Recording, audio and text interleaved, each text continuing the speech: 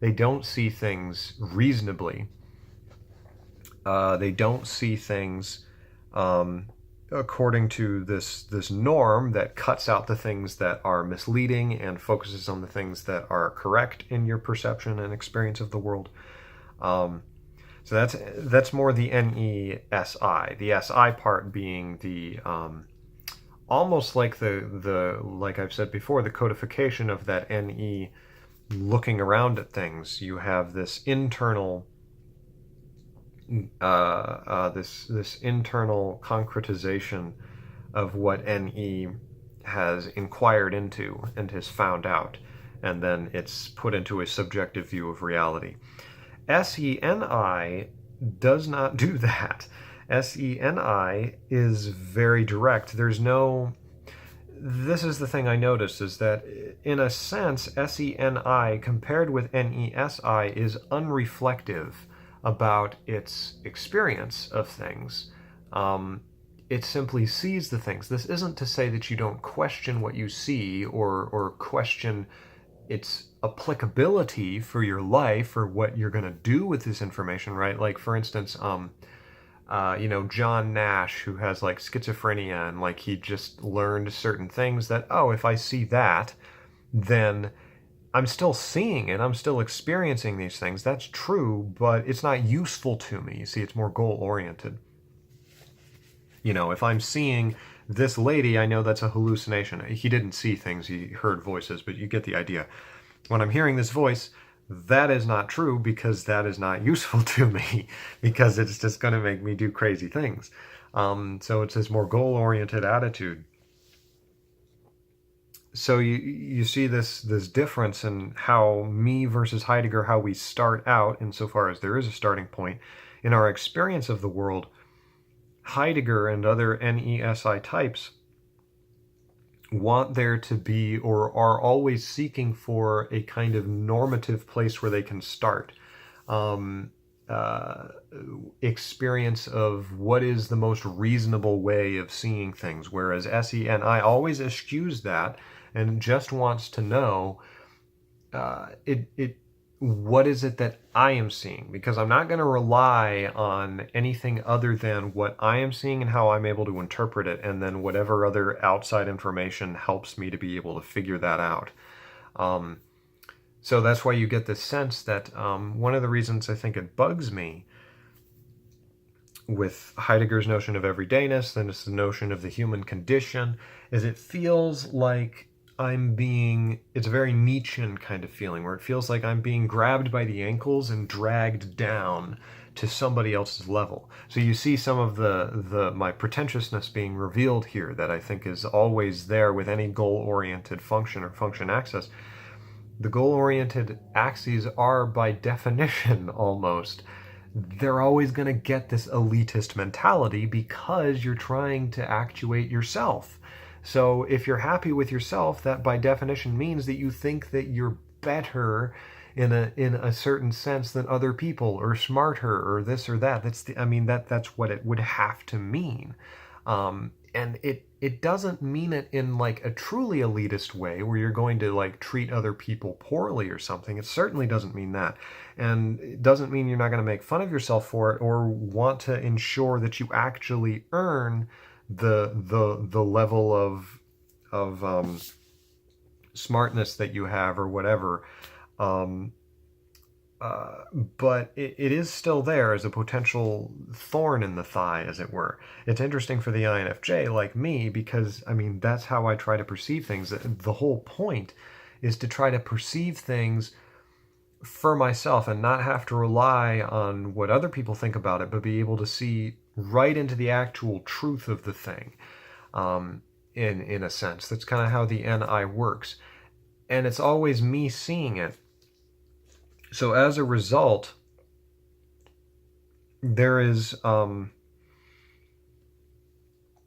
it means that I'm seeing things that other people aren't seeing, and that gives me a certain claim to at least my own corner of exceptionalism. I might be horrible at other things, but at least I've got this. I've got this point of brilliance that I have tapped into, and it's mine.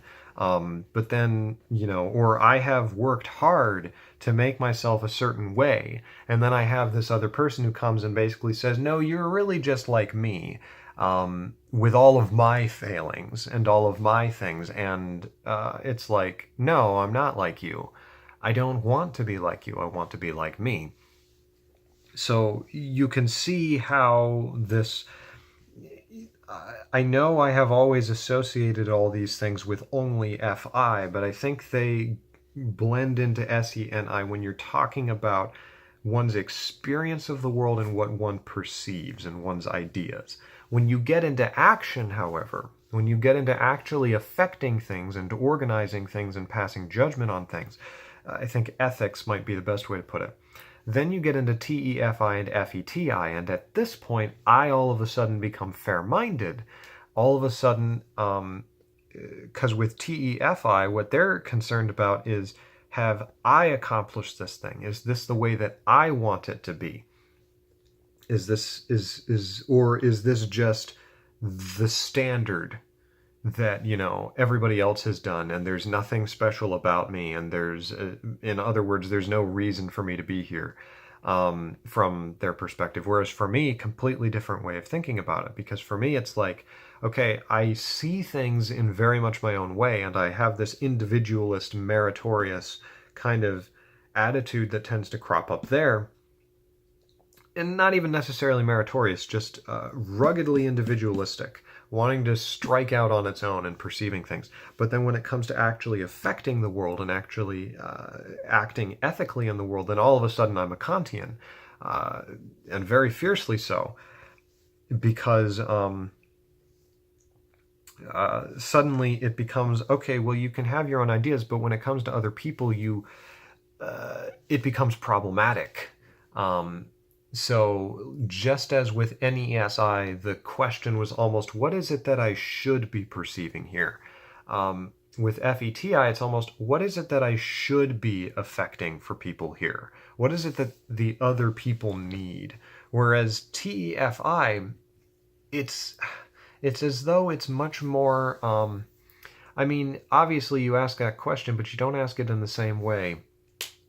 It's much more of, you're not asking, what is it that I should be doing? It's more, this is what if I do this, then it has this effect.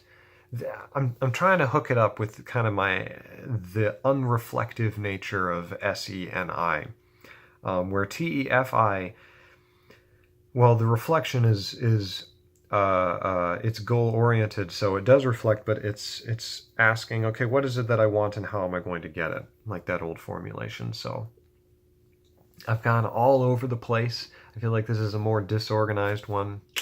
I'm going to see if I can review, though, to tie things up for you, or if there's anything else I wanted to mention as I kind of try to figure this stuff out. It is interesting that my notion of the fair-minded versus the goal-oriented. Goal orientation seems to me to be a much more, it's like a circle going clockwise, whereas fair-mindedness is like a reversal, like a direct reversal. Like in Hegel, his notion of how dialectic works and how you understand things. You start with this sort of naive perception or naive action in the world, and where there's kind of this, it's taken for granted that there's this kind of commensurability between the subject and the object. It's taken for granted that what you're seeing is what is there, and that what you want to affect is what will happen in the world. But then with FETI and NESI, it's like the object suddenly is unaligned with the subject, and suddenly the object has more power over the subject in almost this introverted way, or actually, and things are suddenly problematic. The cycle goes backwards because suddenly you are reevaluating, what is it that I should actually be seeing, or what is it that I should actually be doing. So you're no longer thinking in terms of, what is it that I actually want, or what is it that I want to do, what is it that I'm trying to see here. There's no more focus on the self. Suddenly you're having to reevaluate yourself. So that's kind of an interesting approach. So, okay, let me try to review. I don't know if that's going to be possible though, but the main point I wanted to make was I was just trying to figure out what it was that had bugged me when I was reading through Heidegger and ran into this notion of averageness or everydayness. And I was trying to figure out what the typological grounding for that was. So, I think I've hit everything I wanted to. I hope this is helpful. In the future, I will continue to refine things. Let me know what you think. Where did I make mistakes? Be sure to read the comments. I will do my best to try to reply to comments to the best of my ability. You know what I should do? No, I don't know who's going to be at the end of this video, but